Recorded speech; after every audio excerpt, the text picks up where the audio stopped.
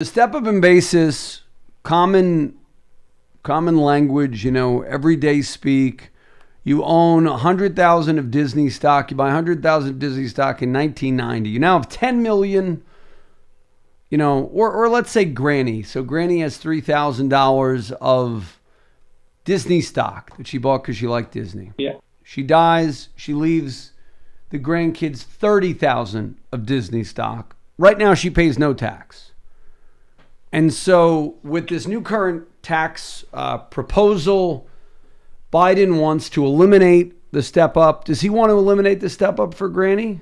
Or is that a misstatement? Or is there a cap? Or is it only elimination of the stepped up basis for people who make over $1 million? What is what's the current consensus of what they're going to do?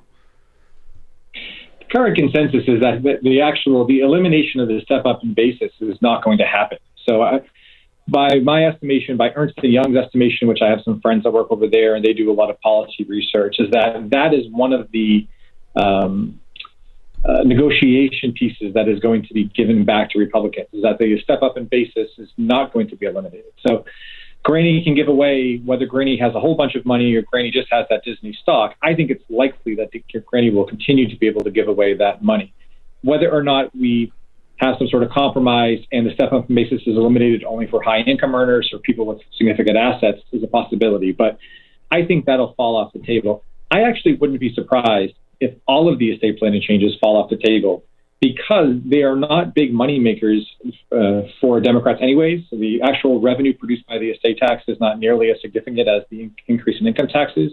And Republicans like to push back on that one pretty hard. So I wouldn't be surprised if the eventual estate tax changes that we see in 2022 or 2023 are actually more minor than what people have been fearing, at least in this world, over the last few months and year. Or is that what they want us to think, so they can slip it in the dead of night at December? I do remember consensus was very wrong, because a number of years they said Biden, remember a few years ago, not Biden, Obama was going to lower the estate tax to like $6 million, and the consensus in the legal community wasn't it like $6.5 million? That was kind of what everybody landed on, and then it never happened. Remember that? Yeah, and there was also that 1 year where the estate tax exemption went away, and every estate planning lawyer told their clients when that was scheduled to happen a year or two in advance, there's no way that they're going to allow the estate tax to just disappear for 1 year. There's going to be some provision that's going to be changed so that it was 10 or 11 that the estate tax went away for a year. People said there's no way that's going to happen. There's not going to be that one good year to die, and it did. So I guess we just don't know. Yeah, George Steinbrenner. I think George Steinbrenner ran. He died in the best year to die. That's Joe right. Robbie, however, the owner of the Miami Dolphins, died in the wrong year. So, do you know the story of Joe Robbie? Next year is always the best year, not this year. Yeah. Do you know the story of Joe Robbie? I don't actually. I'm going to Google it. I don't remember it off the top of my head. It was something, that's why I said, do you know the story?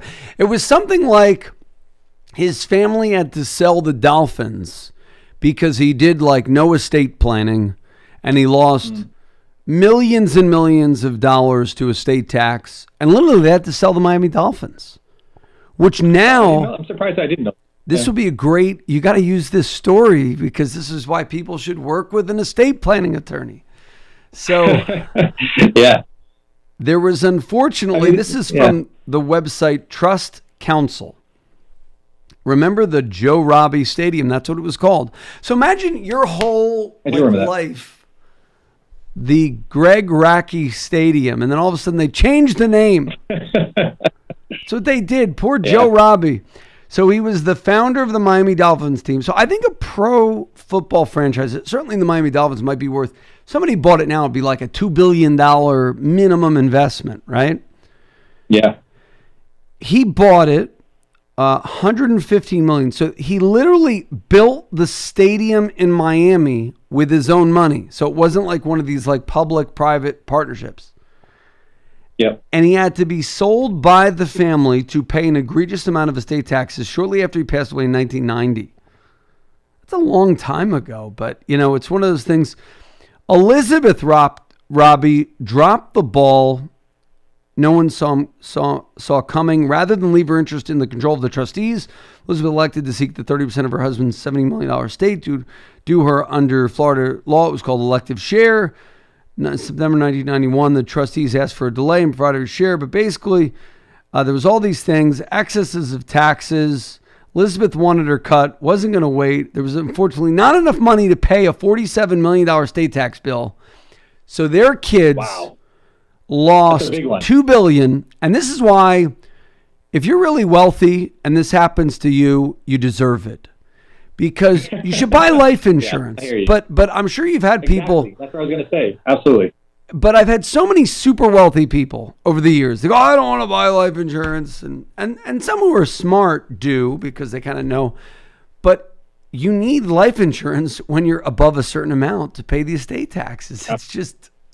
Particularly if you have assets that are not liquid. I mean, I had a real estate developer client in Boston, a pretty well-known guy back in the day. He had developed several hotels in Boston, several commercial and residential real estate developments, condos, offices, etc. And he was worth, I think, $150 million or more. And if he died, he had, at that point, whatever it was, a $60 million estate tax bill he was looking at. He wasn't married at the time, so nothing was going to go to a spouse. And we said to him, well, how are you going to pay the $60 million bill if you're deceased? Well, we're going to hold right there with that cliffhanger. How are you going to hold your how are you going to pay a $60 million bill? When we return, Greg Racki, we're getting really good here, talking about estate taxes, Joe Racki, how you can avoid being screwed by the government when you die. We're going to be talking more about the step up and what you can do about the elimination of the step up, the exemptions, grantor trusts, all this. And so if you don't understand this stuff, we're going to go into probate. We're going to go into all these things of like what to do with your money. When we return, this is Josh Jelinski, the financial quarterback. Don't touch that dial. And we're back. This is Josh Jelinski, the financial quarterback, with Greg Racki, who's a lot of fun. I'm glad you're a guest. This has become a fun surprise. Talking Joe Racki. The Joe Racki thing. So imagine you're Joe Racki. I mean, I want to go back to this. Then we had the cliffhanger with the $60 million bill that your client had. It's sad. Imagine if you were Joe Racki. Your name was on the stadium. Yeah. That's no fun. The wife wanted the money, so she pulled it from a trust, screwed up all the estate planning, and it's actually a little more complicated than I remember. But the wife, rather than leave her interest in the control of the trustees, Elizabeth elected to seek the 30% of her husband's $70 million estate due her under Florida law. This is called the elective share. In September of 1991, the trustees asked for a delay. I do want you to talk about what went on here. So we'll talk about that next. But let's go back to the cliffhanger, because we had a cliffhanger. So I have another cliffhanger. What happened with the Rabbis? But so many of these things can be avoided. And over the years, I've met with people like real estate millionaires, and they don't trust like anything that's non-tangible, so they often screw themselves when they die. So talk about this $60 million cliffhanger. So what happened? Yeah, that's a great segue. I think that's one of the problems. A lot of these real estate developers, they have nothing liquid, because every dollar that they get that they can invest, they invest back in illiquid real estate, which is great, and it works for them. If that's how they want to invest their money, that's just great. We, at the time I was working at a firm, and the partner and I wasn't a partner at the time, said to the guy, what are you going to do with the $60 million bill if you die? And he made some smart aleck comment, because I'm going to keep something along the lines, I don't care, I'll be dead. But his more serious answer is, I'm not sure. What do I do? And the answer is life insurance. Kind of a lousy cliffhanger, because you basically give us the answer before. But that's really the answer. If you have an estate tax bill that's going to need to be paid, and you don't have cash or liquid assets that can be sold to pay it, your really only option is to buy a big term, a whole life insurance policy to deal with that liability. Or, give it away or blow it. The best way to avoid the estate tax, by the way, is just to bounce your last check and just blow all your money. But a lot of people don't like that idea. I'm not sure why. Yeah, I think the here's the thing with the Trump tax code. Remember how people said, well, why didn't Trump reveal his taxes? My theory was he's one of these real estate guys. So he might have like $2 billion in real estate property. He might have like $1.8 billion in debt. And he probably has a $500 million life insurance policy to go to the kids to pay the debt. Because I know the guy who sold him life insurance. So I know he has lots of life insurance. So I know that for a fact because I know these people. So it's interesting. He probably isn't paying any federal income tax because of debt and owning real estate and depreciation. So like, it really isn't that much of a surprise. Like if you've helped people who have, real estate millionaires, these guys like will have 60 million in real estate, 100 million in real estate, and they don't pay any taxes because of the depreciation. And then when they die, they usually pay a lot in estate taxes because 1 out of 2 of them never buys life insurance, and like half of their money goes to the government when they die because they only trust what they see, taste, and touch. Which if you're one of those people listening or watching on YouTube, and we're on youtube.com, just search for Josh Jelinski, the financial quarterback. We're live right now with special guest Greg Racki. What do you tell somebody, though, who only trusts the tangible? Because generally the real estate millionaire, they generally trust like their old accountant who they've outgrown generally. Maybe their attorney, but they really don't trust their attorney. The attorney is like a necessary evil. Don't take that negatively. They don't trust. I agree. They don't trust. Same thing with the financial advisors. They barely trust them, us. And then it's like, well, I don't trust insurance because, I'm not going to get screwed by the insurance guy. Have you ever successfully, did you convince this guy to do the right thing or did he not do the right thing? And he get paid a lot in tax. Yeah, that's a good question. I'm sorry. Yeah, we did. And he ended up buying a whole bunch of life insurance. I think there's 2 ways you can convince that sort of guy or girl.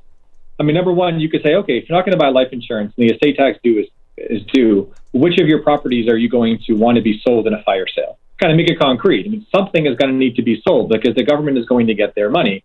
So which one of your properties are you going to have your kids sell at some crazy discounted value to get that sale done quickly enough to pay the estate tax bill that's due? And they don't like that. They don't like that. I think that's kind of a stick rather than a carrot. But the carrot is, hey, if you buy a large term life insurance policy and you put it into an irrevocable life insurance trust, all of that money is going to pass to your descendants estate tax free. That's one of the easiest tricks in the estate planning book. And I'm sure you've talked about this on your show before because it's a very straightforward one. Life insurance is part of your taxable estate if you own it, but not if you put it in a life insurance trust. And it's not quite that simple, but it's pretty close to that simple. So that's a whole lot of money that you can have passed to your kids estate tax free. Maybe it's just the amount that is needed to pay the estate tax bill, or maybe it's more. Maybe you have the amount to pay the estate tax bill plus an extra amount that can pass to your kids estate tax free. So that seems to be pretty attractive to a lot of clients. Hearing something's going tax free is a good sale. No, hey, you can't beat tax free. Yeah. So the way you get around the tangible thing is basically, do you want to sell something? I mean, that's the truth too. Like a lot of the times you have a real estate patriarch and their kid's not Ivanka Trump. Their kid isn't Eric or Don Jr. There's some loaf, no offense, or they've enjoyed their parents' net worth, but the parent doesn't really trust the kid with the money. And that's, I think, a thing. Like, why would you want all of your hard-earned wealth? Usually these real estate millionaires, they've clawed their way to the top and they started with nothing, or they started with a small amount and kept buying and buying and buying. We have a lot of listeners in New York on WOR 710 AM, iHeartRadio, podcasts with Spotify. And it's we have listeners and you meet these guys and they're really success stories. I started with nothing and now I have 60 million in real estate. Yeah.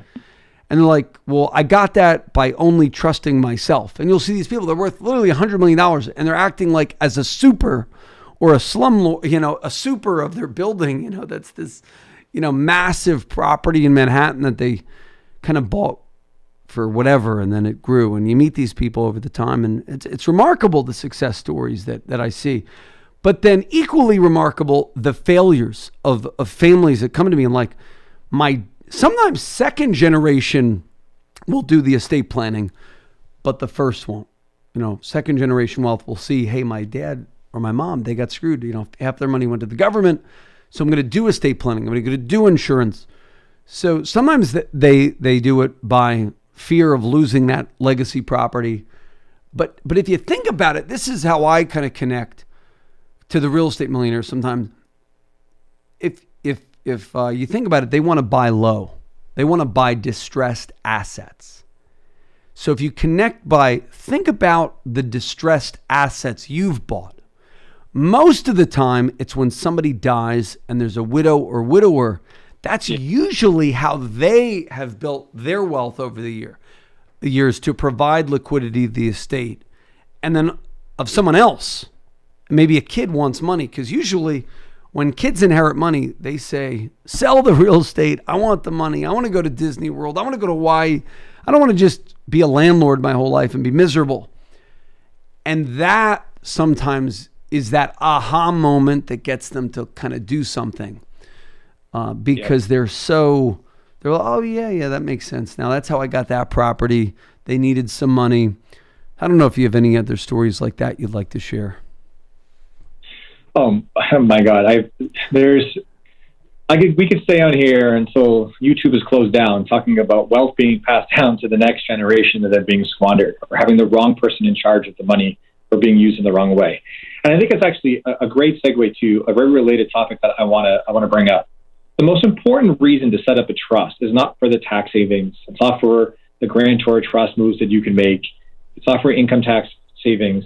The most important reason you can set up a trust is so that the right people are in charge of your wealth after you die. And for many people, their kids are not the right people to be in charge of their wealth. Now, they may want their kids to benefit from the trust. And this is why trusts were established in the 1600s, is to separate the control of the asset from the enjoyment of an asset. And so I have a 3-year-old and a 1-year-old at home. If I were to die tomorrow, I would certainly want my kids to be the beneficiaries of those assets that I've accumulated over the years. But as 3-year-olds are no good at managing assets. So I want someone else to be in charge of those assets. Now, if I don't have a trust, as soon as I was dead, especially my wife and I both died. If I don't have a trust, the guardians of my children could look after the assets until they turn 18 or perhaps 21 for certain types of financial assets. But there is no way without a trust to keep assets away from 21-year-olds if their parents are deceased. And 21 is just too young to be inheriting X amount of dollars. And the way I look at it is, if you have too much money, if you have more money than you would want your kids to be in control of, if you and your spouse both died, then you need a trust for that very reason. Taxes, forget about the taxes. That's not even the most important point. Is that 26-year-olds who haven't found their way, 22-year-olds who haven't found their way, sometimes 38-year-olds who haven't found their way are not the right people to be grabbing hold of $1 million or $100 million or maybe even 100,000. So I really think it's pivotal to think about the control of your wealth at death and who would be the best person to control that wealth. If you and your spouse, if you're married, are gone. And if it's not your kids, then you need to trust, again, that the taxes don't matter. How do you pick the person in control of your money? Brother-in-law, sister-in-law, brother, sister, parent, bank, trust department. This is just me kind of being honest. I meet people over the years and they have blah, blah, blah trust company won't dole out money to a kid who needs money for health insurance. And then they're lording over their money like it's their own. So how do you pick trust company versus family member versus bank, or is there another option? It's a great question. I think, and I'm a very blunt person, and I'm not sure if I'll get in trouble for saying this with some friends, but the last person I would pick is a trust company. Just to say, pick your bank or pick your trust company as an entity. I've had universally bad experiences as an attorney dealing with all of the banks and all of the trust companies, because as you said, that they are going to hold on to every dollar as tightly as they can because they want the highest assets under management to collect those fees.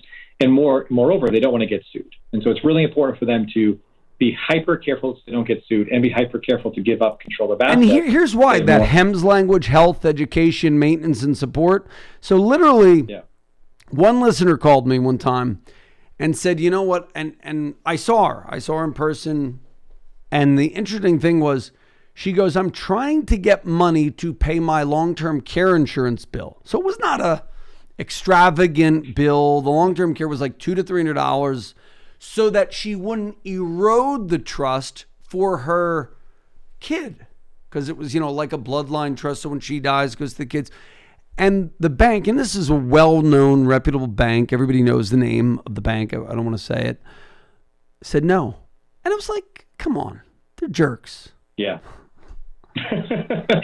I've seen a lot of that. I mean, I think the best answer is, if you have a family member that you love and you trust and is going to do right by your kids, I think the family member is the best option. I think an individual professional is also a fine option. If your accountant or your financial advisor or your attorney is someone you have a relationship with and you think they do a good job, and you don't have a family member that would be appropriate to name to manage that sort of wealth or manage that situation, I think an individual professional is also fine. But to me, the number one best option is a mature, competent family member, then a professional as an individual, and the last is the bank. A common question also is, should the guardians of my children, if you have minor children, and many of my clients do have minor children, should the guardians of my children also be the trustees of my trust? And that's actually one of the classic debates in the Well, we'll talk about that. That'll be our cliffhanger for this segment. Should my guardians of my children be the trustees? That's a classic estate planning debate. We will be back with Greg Racki's response to that question. But first, call us at 888-988-JOSH to schedule your no obligation review. And I'm going to pull Greg's arm. Greg, will you give a free consult if any of our people want to consult, if they call us? Sure. Are you looking for business? I don't know. So we'll do it. We'll do a 2-for-1 special. You get a review with an estate planning attorney and a financial advisor with the Financial Quarterback team. So call us now, 888-988-JOSH, 888-988-JOSH, 888-988-JOSH. We'll be back after these messages. And we're back. This is Josh Jelinski, the Financial Quarterback, talking to Greg Racki. Folks, if you miss an episode, you can check us out on the iHeartRadio app, also Spotify, and WOR710.com. So, Greg, answer the age-old question. For those just joining us, I pulled Greg's arm, got him to agree to a 2-for-1 special today, 888-988-JOSH. Get a consult with an estate planning attorney for free. I mean, attorneys charge a lot of money usually, so this is a good tip.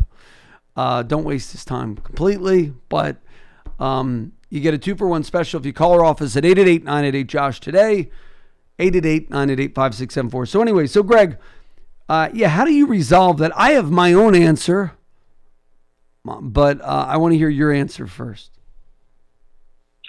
I think generally it's dependent on your individual family situation.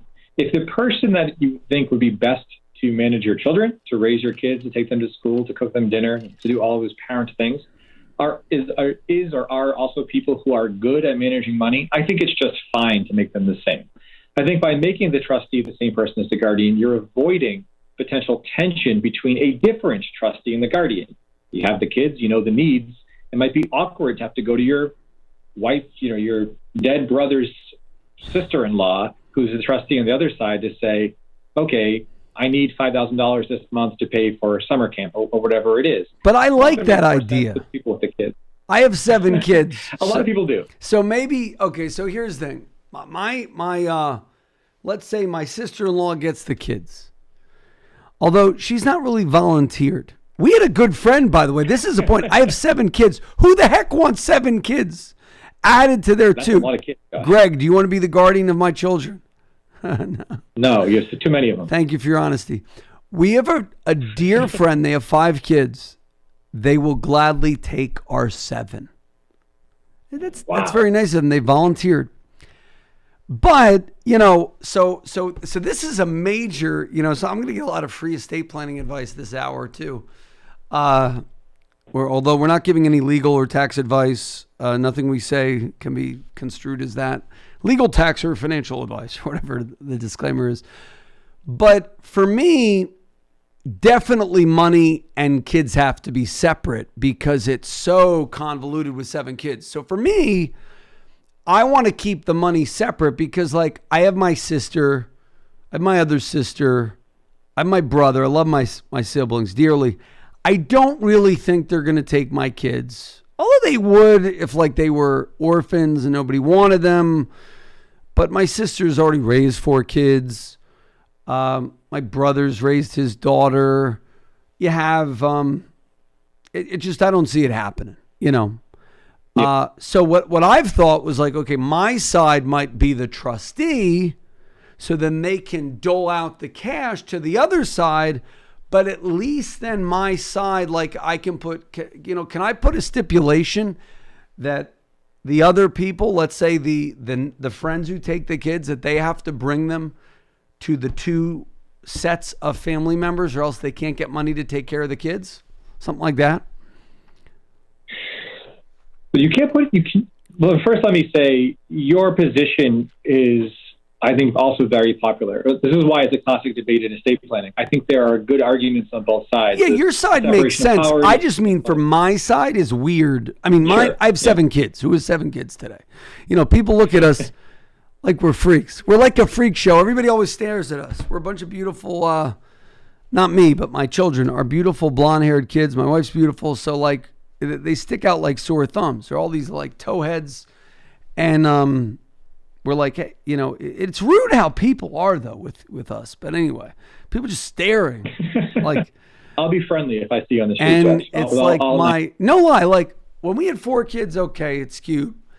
5, great. We started at 6, people giving real looks. 7 looks like. It's amazing how our culture today really has a weird view on kids. But anyway, I mean, kids are a blessing. But, hey, I mean, it's a lot of work. Don't get me wrong. But it's funny. So not everybody would take 7 kids, right? So, yeah. But then let's say like both sets, like my wife's side and my side, they don't take our kids. And one set does, but we still want them to have a connection to both family members. Can I put some stipulation that the guardian doesn't get any money to take care of the kids unless they have a once a year visit or once a month visit to family or something? That way they still stay connected. It's a good point. I have a solution, but let me give you a little more background information of why this is a little more tricky than you think. First, this is good. You know what, Greg? I really like you. You know why? You're giving some solutions. Some people, they come on, they play very coy, and I like you. So go ahead. Happy to give answers. So on the guardianship side, there's the same rule in Massachusetts as it is in New York, is that when you're actually making out a will and you're nominating a guardian, you're just nominating the guardian. The legal standard in Massachusetts and New York, and as far as I know, every state, is that the kids are going to go in whatever the judge decides is in their best interest. So best interest of the child, or 7 children, is going to be the legal standard. And there's a presumption that whatever the will says that the parent wrote is what's best for the kids. Now, some people come to me, and I know this wasn't your question, but it's related, and say, well, I want my brother to be the guardian, but I wanted to say directly in those papers that he's only the guardian if he lets my wife's sister also see the kids twice a year. Yeah, stuff like that. Yeah. Yeah, you can't do it on the guardianship side. The court's going to name someone guardian, and that's just going to be it. That person's going to be the guardian. The court is not going to set up a situation of shared custody or mandatory visitation. I've never seen that only in divorce, not on death. Now, on your actual question is on the trust side. So on the trust side, can you say, okay, one sibling or one person is going to be the guardian, but the money cannot be used for the care of the children. It cannot be given to them for the care of the children unless there's visitation on the other side. You'd be putting the trustee of that trust in a tough situation, because the trustee's job is based on the fiduciary standard to do what's in the best interest of the beneficiaries. Now, within the best interest of the beneficiaries is to get money for those kids, even if they are not seeing their siblings on the other side. So to put that sort of stipulation in there is to put the trustee in a tough position where they're going to actually withhold funds from a beneficiary that might need the money because that beneficiary's guardian, who's not the trustee, is not allowing for visitation. I wouldn't want to be a trustee of that trust because of the conflict that would be inherent there. Now, I do have a solution. What I actually see pretty often, and I draft for clients, is here's the thing. Why wouldn't you, if I was giving you 20 grand a year, I don't know, 20 grand a month, not 20 grand a year. I'm going to give you 20 to 30 grand a month to be the guardian of my children. Yeah. Why wouldn't you take them to see both sides once a quarter? Well, I think you should. I think you're a jerk if you don't. But that's the other tip, by the way. If you agree to be somebody's guardian, make sure they have life insurance to take care of those kids, or don't agree. Yeah. Because that's something I've seen, and you don't even have $1 million term policy, and you're expecting these people to take care of your kids, and you weren't really responsible. So that's a good tip. There should be sufficient assets, yeah. So if I'm giving you 20, 30 grand a month, you're going to find it too difficult to go visit my brother and sister once a quarter? No, I think these people certainly should comply with that request. And it's probably within the best interest of the children is to see their extended family. So the question is, what can you compel in the trust provisions? And can you force that, or can that trustee be forced essentially to, or have the option to not make distributions that benefit the children because it's something that the guardian was doing? So what is often done is you have a letter that you write in no uncertain terms to the trustee saying that you expect that the trust funds will be used so that both sides of the family can be visited. Not only are you saying that you want both sides to be visited, but you're saying the trust funds in particular have to be used for that purpose. Now, that's not binding, but at least prevents that awkward conflict with the trustee. How do you make it binding? Or you really can't. Well, wait. We'll be back with the exciting conclusion of this segment when we return. So, folks, this is good. We're getting some good, valuable tips. We're talking estate planning, capital gains, what to do if you have 7 kids, but it's really 2 kids, 4 kids. You know, if you have 2 or if you have 7, you know, it's like a fight. You know, like, what am I going to do with this person? Greg, you probably have that with your spouse, right? Like, what are we going to do with the kids? Was that a fight for you? It was not a fight for us. It was not. We had some pretty clear options. We have some good options. We're very fortunate. Oh, well, that's nice. That's the politically correct thing to say. I have some good spouse fight stories. Spouse fight stories should be a topic here too. That'll be a segment next. When we return, this is Josh Jelinski, the financial quarterback, and call us at 888-988-JOSH if you want the free 45-minute wealth blueprint, and we'll throw in a meeting with Greg Racki. Great guest, by the way, great estate planning attorney. We've had a bunch of estate planning attorneys this year, and I like, you seem very approachable, and your tips are a little more tangible than what some people give. So I love it. When we return, this is Josh Jelinski, the financial quarterback. Call us at 888-988-JOSH, 888-988-JOSH for the free 45-minute wealth blueprint. And Greg Racki will give you a free consult. Next, 888-988-JOSH. Okay, and we're back. This is Josh Jelinski, the financial quarterback. I can't speak lately. I don't know.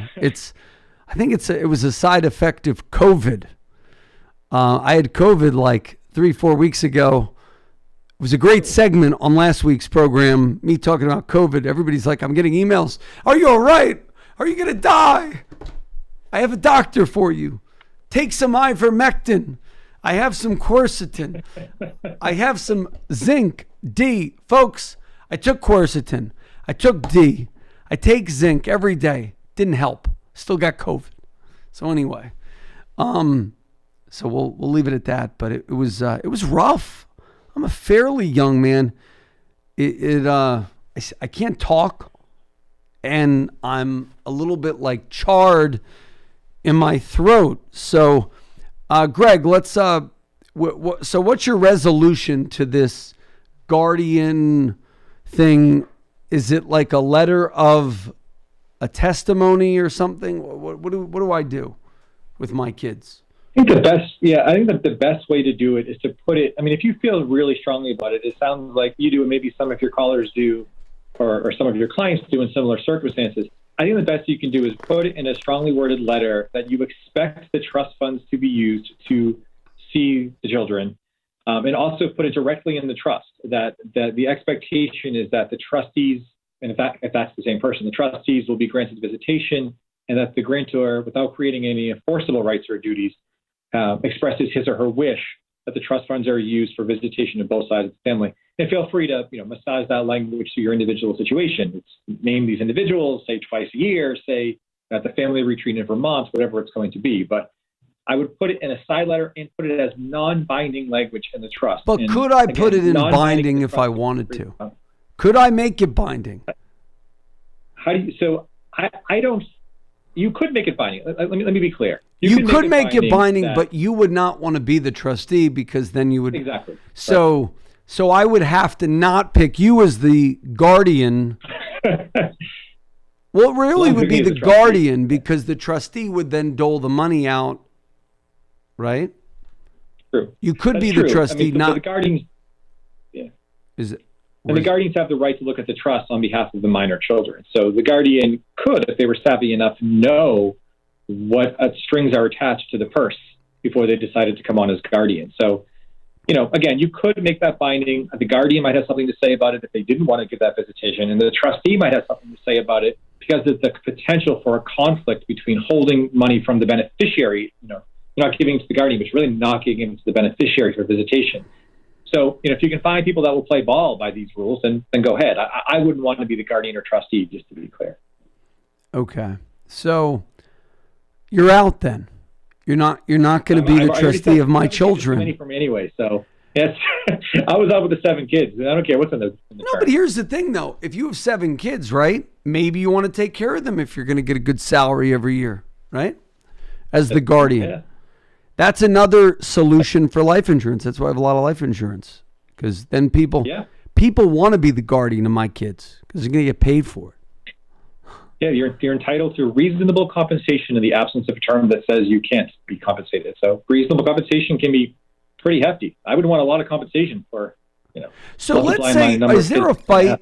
That's a good point. Okay, so let's say we have a listener who dies and leaves 2 kids to you.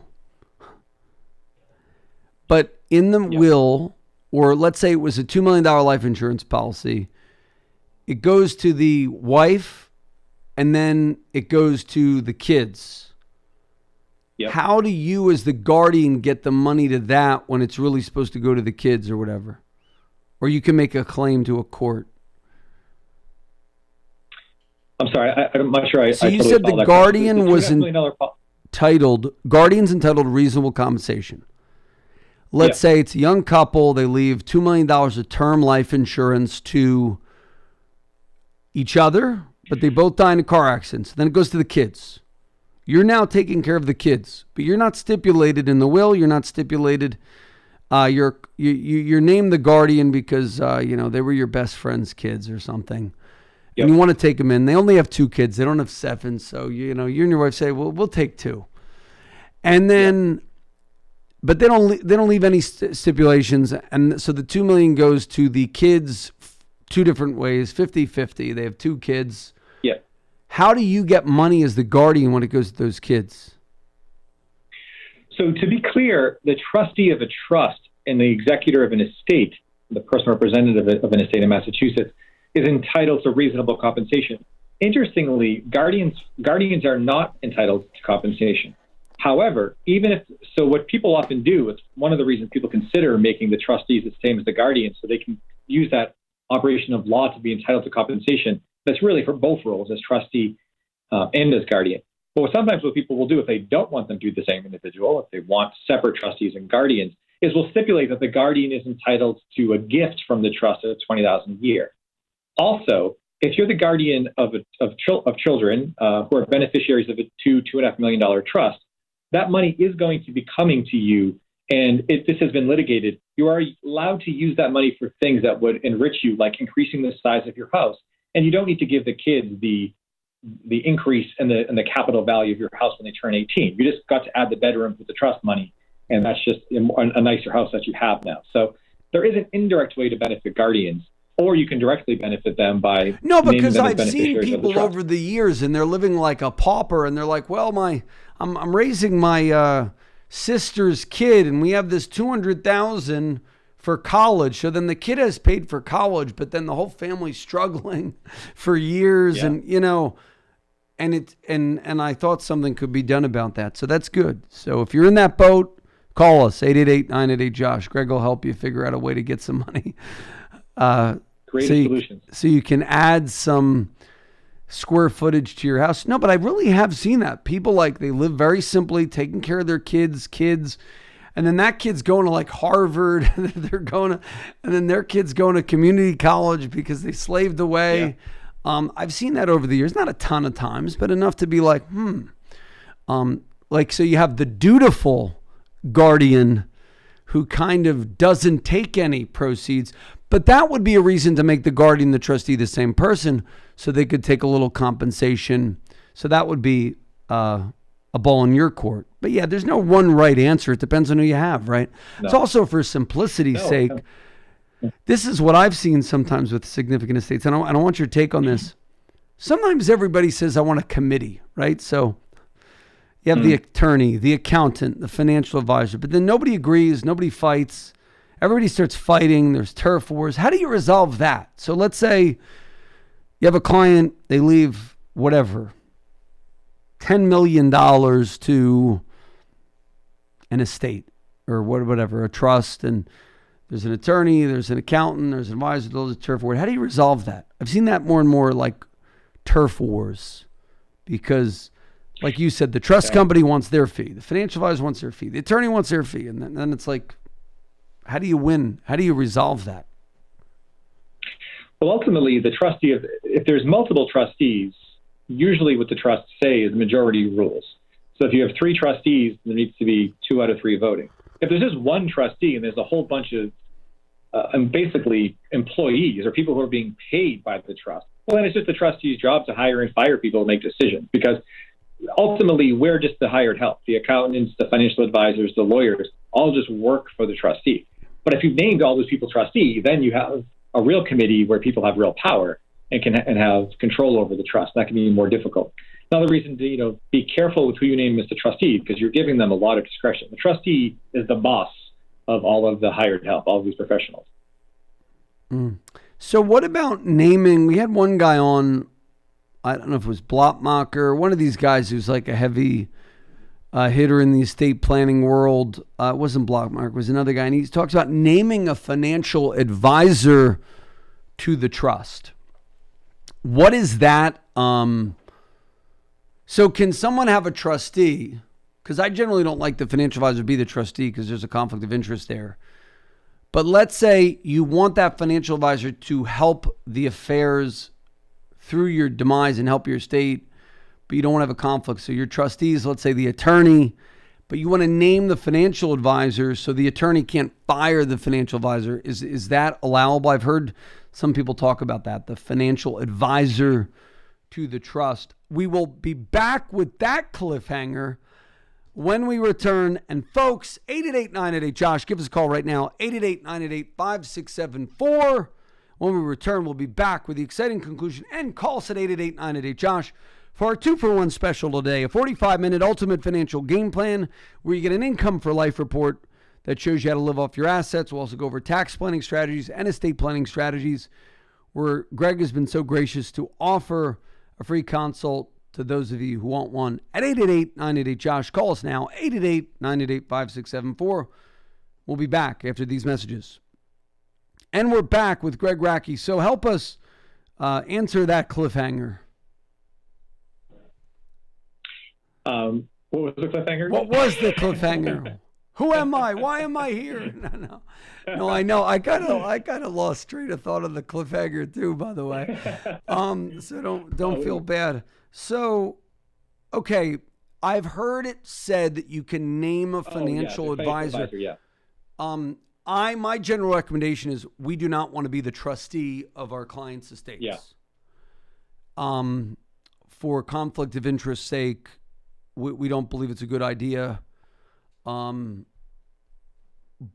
we've kind of say, hey, we want you around forever. But if you have the trustee be the attorney, they could theoretically fire the advisor. So I heard one guy, he talked about naming a financial advisor to the trust that can't be left. Is that something you could do? Like they... You can. Yeah, I did something like that last week, actually, for a client who felt very strongly about her financial advisor at Bank of America in Boston. And she really wanted that same financial advisor to manage the trust when she was deceased for benefit of two of her nieces. And we put it right in the trust and said that a trustee is X, and later in the document, when it came to investment discretion, there was a specific provision that person would be hired, at least initially. Now, I didn't make it so that person could never be fired. I would caution people against giving someone a job like that for life, because trustees can be fired too. And I think financial advisors should be fired. Bernie Madoff turns out to be the guy that's hardwired into your trust. But you can make a strong suggestion. You could hardwire it as like at least a period of years. I've actually done that before for a client where they said the financial advisor would be compensated by the trust for at least 2 years after the death of the survivor of both spouses. So that's something you can do. There's creative ways to work that in, and you always have to be careful of what you're cementing in a trust, because you don't know what's going to happen in the future. But at the same time, you want your wishes to be carried out. So there's a balancing act there. So you mentioned you had some good stories. I want to hear one, maybe two. Well, oh boy. You said spousal fight, I think you were talking about. Spousal fights. Yeah, so here's kind of a generic repeating story. So, I'm sitting here in my office. There's two chairs right in front of me. And very often, especially pre-COVID, a young married couple sits right in those chairs. We have, your 37-year-old husband and wife, and they have the 3-year-old and the 2-year-old at home, whatever it is. Kind of picture your young, successful new family. And they come here because they're type A and they know this is something that should be done. And they answer my questions. Who should be the guardians? And they are ready for that question. And they've already had the fight the night before, and they've already got mad at each other and resolved it of my brother versus your sister. But then I get to the question later on. This is one they're not ready for. The question is, okay, if everyone's dead, now who gets the money? So the house has blown up. There's no kids. There's no grandkids. And they say, well, what do people typically do? And they said, well, you give it to your siblings or your parents. If your parents are well off, give it to your siblings. And then here it comes. The husband says, I have 2 brothers. And the wife says, I have 1 sister. And the biggest fight that I see, and I see this over and over again, is if they're both dead, do the assets go 1/3 to all 3 siblings? Or do they go 50% to the husband's 2 brothers and 50% to the wife's sister? Now, the wife's sister gets a bigger share. She gets 50%. But if you look at it a different way, both sides are getting 50-50. And I'm not joking. This plays out as a fight at least once a month in my office, probably more. Well, why should your sister get 50%? Why don't we split it 3 ways? And the other one says, why should your side of the family get 2/3? So that's the number one reason people fight? I could see that big. I'm not joking. Yeah. And it's because they're not ready for the question. They know the questions are coming about guardianship and healthcare policy. They've already had that fight over wine, the night before, and they've already got pissed at each other. Yeah, because you sort of don't go to the attorney until you had those fights. The biggest one for us was like, who gets the kids, who gets what. Like, we obviously have 7 kids, so they get split. But then you have to well, what happens if we all died? That's a weird one. It's now. What about when you have no kids? I find one of the that's tricky. Yeah. Least known or least utilized tools is you have these people with no kids. Nobody cares about them basically when they die, except some niece that they really don't know cared until they were on their deathbed. Yeah. And other nieces and nephews all leave them, but they say, I'm going to split nieces and nephews. One of the things I always think they should do is do some type of charitable remainder trust where they get income. And then when they die, at least all the money goes to charity and it's split up. Yep. And then they get a massive tax break when they're alive. They never do. I mean, that's one of the least utilized tools that I see. Why is that? Yeah, I think when people don't have kids, they don't want to complicate their lives with additional estate planning. just feel like, well, I'm going to give it to charity. I'm going to give it to some nieces and nephews later. I'm going to keep everything very simple now. I don't want anything to be locked down. I'm not interested in irrevocable trusts. A common thing that I see when people say, I don't really know what to do, I like this one, is they set up an education fund for all nieces and nephews. So it's a pooled fund that will be used for educational purposes until the last niece or nephew of both spouses turns 25. And at that point, it's distributed in part to charity and in part to the remaining nieces and nephews. That's something that a client came up with years ago, and I use it as a suggestion pretty often when people don't have. But my theory is then they get no write-off. So yeah, I hear that. I think of a dear friend of mine who wanted to leave money to the kids with cleft palates. That was a big thing for him. And then, contrary to my best wishes, he did not leave that in his will. He did not leave that in a trust. But if he did it in a trust while he was alive, he could have got a massive tax break. And that was where, people kind of missed. So as we conclude, which is a great, excellent interview, talk about step up in basis, capital gain. So step up in basis, you don't think is going to happen. I will tell you my prediction. I think it's going to happen on like people make over $1 million. They're going to find some Swiss cheese way to do it. Maybe. Because I just don't trust it seems too like peaceful. I don't know. Maybe I'm wrong. So you don't think the step up in basis will go through? I probably agree with you, but my wild card prediction would be it goes through on people make over $1 million or something like that. And then, yeah. Can they do that legally? Or is that going to be shut down? Well, I think it would be tricky because one of the problems is that not getting the step up in basis is a problem not for the dead person, but for the next generation selling the asset. And so, sure, you're giving the house down to you make $2 million a year and you have a $4 million house, whatever it is, you're giving it down to your kids. Now, the estate tax due is the estate tax due. But now the kids are going to sell the house and the kid is going to have to pay the big tax bill. Maybe that kid doesn't make $1 million a year. The cat kid makes $150,000. Well, that kid makes $30,000 a year, whatever it is. So now you're giving the capital gains tax hit to the person making less money. So would the step up apply to the next generation's income, the person actually selling the asset? I think that would be tricky I'm not saying they couldn't do it. That would be a tricky one to look at. I love the stepped up basis. I don't think it should be gone. I think everybody should call their senator and congressman or congresswoman and say, let's keep the step up in basis. If you want to tax Zuckerberg and Bezos, find another way to gain the revenue from that because they'll find a way to get around that anyway. They'll give the money to charitable trusts or something. Really, the whole purpose of that is because you have all these billionaires whose stocks don't pay a dividend and they will get a step up in basis when they die.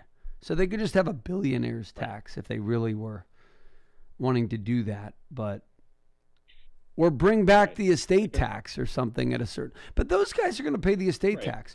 You know what it is though? They're not paying the estate tax because they're leaving it all to like these foundations, and that's I think where the revenue.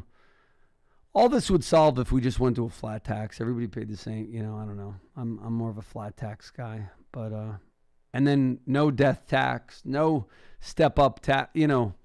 Anyway, that's my solution. Do away with all these weird taxes. Just have a flat tax, like the Steve Forbes flat tax.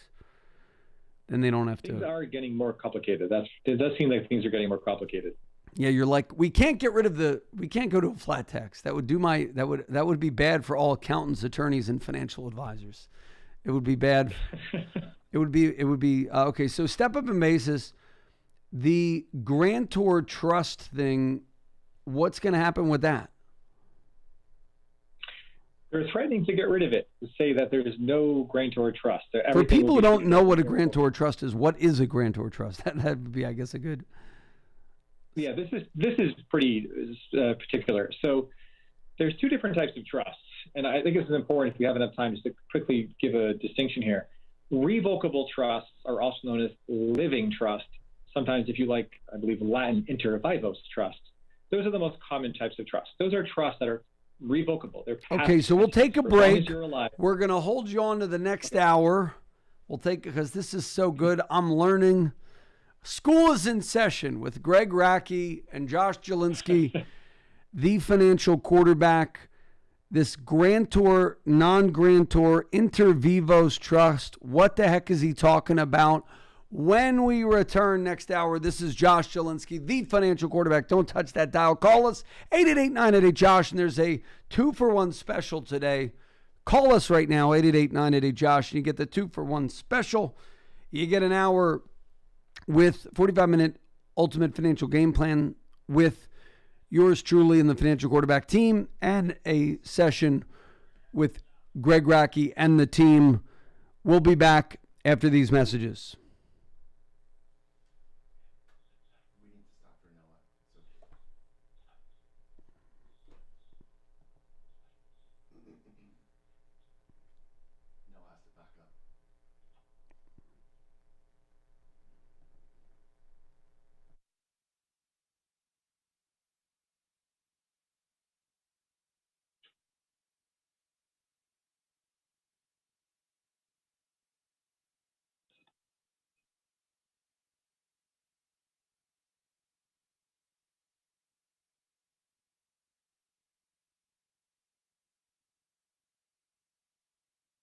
Hello?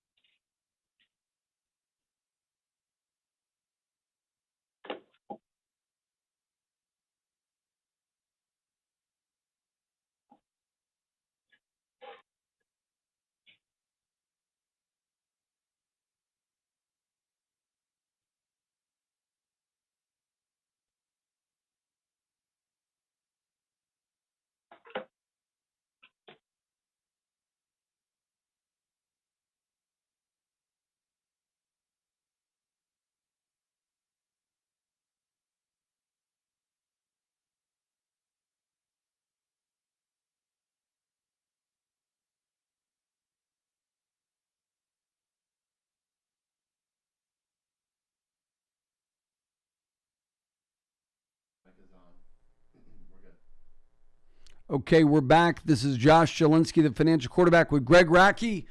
Coming to you live. Call us at 888-988-JOSH if you want the free 2-for-1 special. So we talked about inter vivos trust, grantor trust. What the heck are you talking about, Greg? That's a good question, Josh. So let me make it more I know simple. what you're talking about, but other people don't. Make it plain English. That's what I mean. Sure. Yeah, it's tricky. It's tricky even after I explain it. So revocable trusts are the trusts most people use. They can be revoked. They also go by 2 other names, living trust or inter vivos trust. Let's just call that whole category a revocable trust. Those are trusts that are pass-through entities for tax purposes.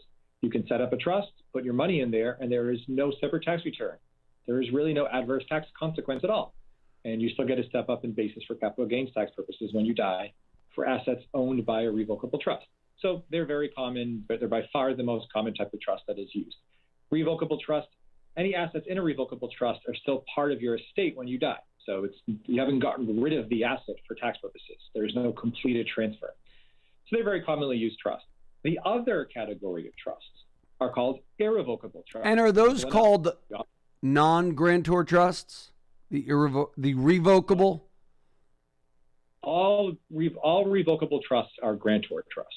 Some irrevocable trusts are grantor trusts. Okay. So we can do if you were here, we could do a nice little Venn diagram. But on the irrevocable trust side, there's a presumption that an irrevocable trust is a separate entity. It is a trust that has its own employer identification number, has its own tax return. It's its own thing. Think of it like a business. It's a separate entity. Whatever you put into an irrevocable trust is gone. It is no longer yours because you cannot revoke the trust, and therefore you can't undo the transfer to that trust. So irrevocable trusts are locked down trusts. All of those trusts are presumed to be non-grantor trusts. When I say non-grantor trust, that means the income produced by the trust is not on the grantors, the guy that set up the trust or the girl who set up the trust, not on their tax return. It is a separate entity. There is this weird way, though, to have an irrevocable trust also be a grantor trust for income tax purposes, so that irrevocable trust, although it's out of your estate for estate tax purposes, is considered your asset for as long as you're alive for income tax purposes. Now, the reason you will want to set something like that up is because if you think about it, you're making an additional gift to the beneficiaries of the trust by footing the tax bill, which I believe I mentioned at the beginning of this interview. So you're giving $1 million to the trust, and you're also going to pay all the income taxes on that trust. When you die, the assets in the irrevocable grantor trust are not part of your taxable estate, assuming you weren't a beneficiary of that trust. And you typically are not, but that's that type of trust. And they still get a step up in basis for income tax purposes, and you've got to pay the income taxes on it for your life, making additional gifts to the trust. So you kind of get the best of all three worlds. You have to step up in basis for capital gains. If you wanted to, you got to pay the income taxes for it for your life, plus it's out of your estate for estate tax purposes. One of the proposals in the bill that we're seeing going through government now, through the Senate and the House, is to eliminate that, to say that if it's a grantor trust, that it is going to be part of your estate tax bill. So if you got to retain whatever rights were in that irrevocable trust that triggered that grantor trust status, well, we're going to tax the whole shebang in your estate. So you're not getting all three benefits. You're basically going to treat that the same way you would for... So the irrevocable trust, that is a grantor trust, has what three benefits again, just to sum up? You still get the step up in basis for capital gains. Okay. Which you don't for a non-grantor irrevocable trust. You get to pay the income tax on the income earned by that trust for the rest of your life, and that's not considered a gift to the trust. And the big benefit of that, correct me if I'm wrong, because I'm not the estate planning attorney here, but the grantor trust that's irrevocable, you also, don't you avoid that weird trust tax above trust income of $12,000 or no? Yeah, because it's taxed on your income tax bill, not the trust. So the trust income tax rates are much worse than individuals. So that's a good point. Not only are you paying the income tax, which is a gift to the trust, you're also paying an overall lower rate because an individual pays a lower rate than a trust does. So because if you do a non-grantor irrevocable trust, all passive income above like $12,000 is taxed at the highest ordinary rate. Is that? Yeah, it's in the teens. I think I want to say 19,000, but it's in the teens. It's a low amount. It's certainly not 396,000, whatever the... Yeah, and that's also, by the way, like, these are not loopholes of the rich where these people pay no taxes. They still pay a lot of taxes. It's just they get to exempt, whatever. Now it's like 20-something million from the death tax. But that money that's in the trust is still often paying a tax. Correct. It's just that's true. Tax. Some people don't want that. I mean, some people want their irrevocable trust to be non-grantor trust because the individual setting up the trust doesn't want to be on the hook for the income taxes on it, whatever that rate is, higher or lower. So it's not that every irrevocable trust has this status, this weird income tax as a grantor. So people want the non-grantor trust. Why again? Because they don't want to pay the tax bill. It's a gift and they're done with it. And they don't want to pay the tax bill anymore. So the tax is being paid for by what the heirs get. Right. But the negative of that is it's at that higher rate. Correct. Okay. So, no, this is good. This is very good because we have all these people on all the time and they talk about all this stuff, dynasty trusts and this trust and that trust. And I think it was good to just kind of go, what's a dynasty trust? Is that a non-grantor irrevocable trust technically? I believe so. And to be totally honest and full disclosure, dynasty trusts don't really work in Massachusetts. And so when people are interested in them, I send them away. And I don't know, to be honest, what their status is in New York. I believe it's a non-grantor. I believe New York's very similar to Massachusetts, but New Jersey residents can do Nevada trusts. And even, and weird stuff like that. And even New York residents can, but they have to pay the state income tax in New York still. So a lot of people don't do that. But the benefit of doing, let's say, I don't know, there's all these convoluted things. So I don't want to lose people. So in summation, this is a great discourse on irrevocable versus revocable. Probably the simplest explanation. So they're trying to get rid of the grantor irrevocable trust. So that's something they want to get rid of. What else? And do you think they'll get rid of that? I hope not. I don't know. I don't have a good sense of that one. I feel like for so many people, it's not politically interesting. Yeah, nobody knows about it. Something kind of make a soundbite. Yeah, but the thing is, they can say, "Oh, we're going to tax the rich." See, we're soaking the rich, but it doesn't even seem like that much of a revenue raiser.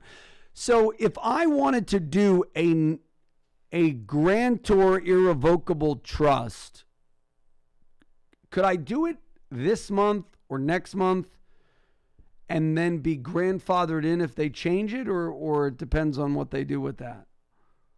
Depends on what they do about that. However, from what I understand, the analysis that's been done is that they will probably grandfather in trust through the end of this year. That's no guarantee. We don't know that for sure, but there's a strong possibility that two things we should talk about. One, that grantor trusts that are irrevocable trusts will probably work if they're settled before the end of this year. And secondly, if the exemption and does settle mean I'd have to die, or settle mean I'd have to gift it? You have to gift it. You have to establish the trust and probably put something in it. Okay. So don't worry, Josh. You don't have to die. You can stay alive. Yeah, well, settled. I didn't know if that was some lawyer speak for dead. That's really settled. No, that's settled means established in the context of trust. It is interesting though with the stretch IRA rule. That was something they passed at the end of December. We'll be back talking about that. And the end of December, like if you died January 1 of like the year after, you didn't get the old law. But if you died December 31st, you got the old law. Like that was funny. So like the better time to die was like, what was it, December 31st, 2018? Do you remember that or no? Yeah. Was that long ago? Oh my God. It's like that rule just changed. I can't believe it's already been. I know, it just changed, and then COVID hit, and they had the CARES Act. So people forgot that stretch IRA. That, by the way, I would say everybody should redo their planning after the death of the stretch, because a lot of people would leave money in IRAs thinking that their heirs would just be able to stretch those payments out for 80 years.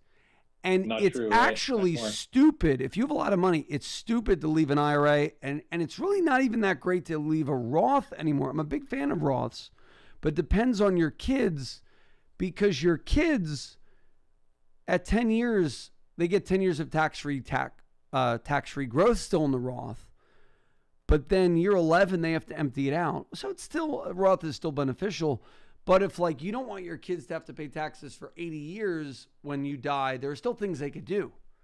They could buy annuities within trusts. They could buy life insurance within trusts. They could buy stocks that don't pay a dividend within these types of trusts. And nobody talks about that. That's, I think, a weird, really cool angle. Any comments on that before we let you go?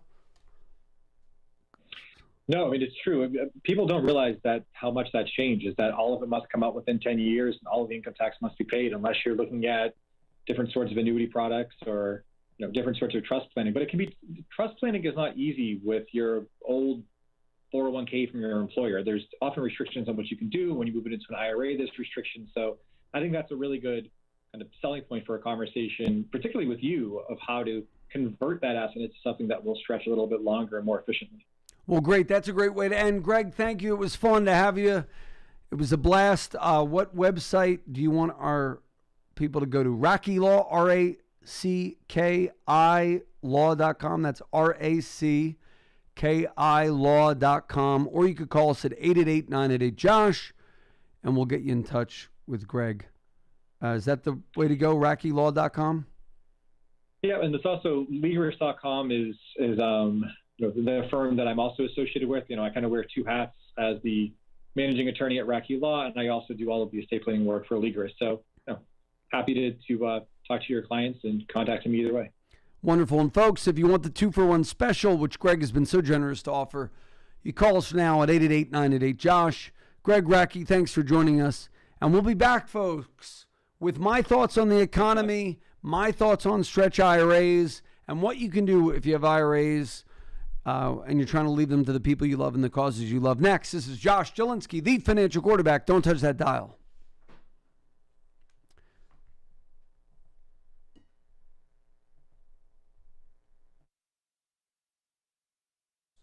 Thanks, Greg. Thank you. All set? Yep, all set. See you again. Thanks so much. Okay. Thanks a lot, guys. Appreciate it. Thank you. And we're playing, if you want to email people, it'll be live tomorrow on New York's biggest AM talk station. Probably Okay, 9 cool. 9 a.m. tomorrow. What time?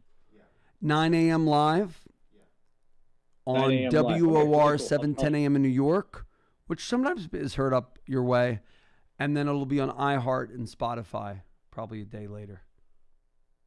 All right, really cool. Yeah, So I appreciate it. the Spotify is Financial Quarterback Inside the Huddle. That is more vignettes. That'll probably be live Monday. And the live, hour and a half segment or whatever it'll be when it's edited. And then will be tomorrow on